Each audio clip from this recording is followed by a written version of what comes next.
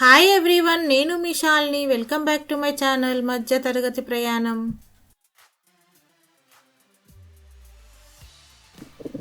ఈరోజు మన రెసిపీలో గోధుమ రవ్వ ఉప్మా.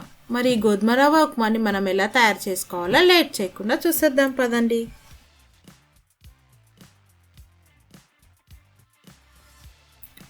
గోధుమ రవ్వ ఉప్మా తయారు చేసుకోవడానికి ముందుగా మనం స్టవ్ వెలిగించుకొని ప్యాన్ పెట్టుకోవాలి. ప్యాన్ వేడెక్కాక 3 టేబుల్ స్పూన్ల ఆయిల్ వేసుకోవాలి. ఆయిల్ వేడెక్కాక ఒకటి కట్ చేసుకున్న ఉల్లిపాయ ముక్కలను వేసుకొని ఫ్రై చేసుకోవాలి.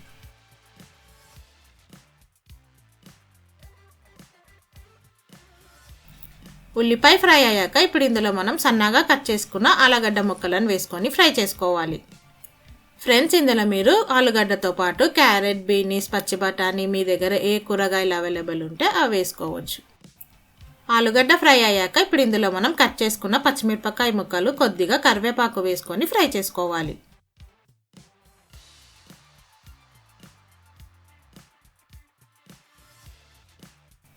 అలాగే ఇందులో మనం 1 స్పూన్ మినపప్పు, 1 స్పూన్ శనగపప్పు వేసుకోవాలి. ఫ్రెండ్స్, ఇందులో మీరు కావాలంటే పల్లీలు కూడా వేసుకోవచ్చు.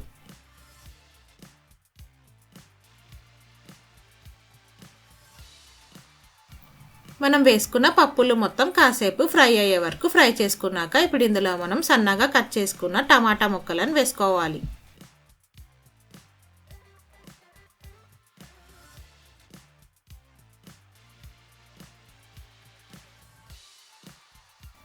టమాటా ముక్కలు యాడ్ చేసుకున్నాక అది కాసేపు మగ్గాక ఇప్పుడు ఇందులో రుచికి సరిపడిన ఉప్పు వేసుకొని అలాగే 1 స్పూన్ పసుపు, 1 స్పూన్ అల్లం వెల్లుల్లి పేస్ట్ వేసుకొని పచ్చివాసన పోయే వరకు ఫ్రై చేసుకోవాలి.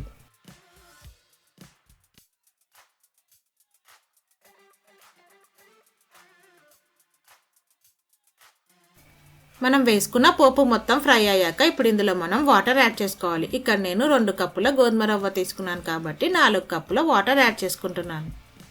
ఫ్రెండ్స్, మీకు గోధుమ రవ్వ కాస్త మెత్తగా కావాలంటే ఇంకా 2 కప్పుల వాటర్ యాడ్ చేసుకోవచ్చు.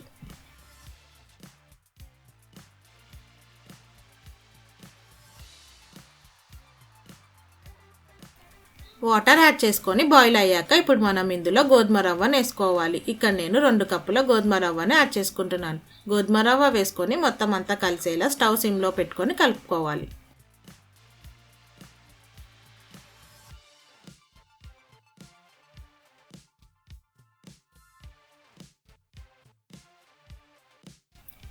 గోధుమ రవ్వను యాడ్ చేసుకున్నాక మనం స్టవ్ సిమ్లో పెట్టుకొని మూత పెట్టుకొని ఒక 5 మినిట్స్ ఉడికించుకోవాలి.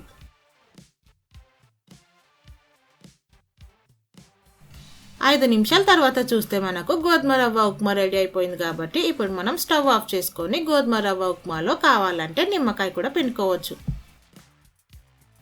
అంతే ఫ్రెండ్స్, ఎంతో ఫాస్ట్గా అయిపోయే గోధుమ రవ్వ ఉప్మాని మీరు కూడా ఒకసారి ట్రై చేసి మీకు ఎలా వచ్చిందో నా కమెంట్ సెక్షన్లో మెన్షన్ చేయండి. ఈ రెసిపీ కనుక మీకు నచ్చినట్టయితే లైక్, షేర్ మరియు సబ్స్క్రైబ్ చేయండి. ఓకే ఫ్రెండ్స్, మరి రేపు ఒక మంచి రెసిపీతో మళ్ళీ కలుద్దాం. Stay safe and please don't forget to wear a mask. Thank you for watching. Bye bye.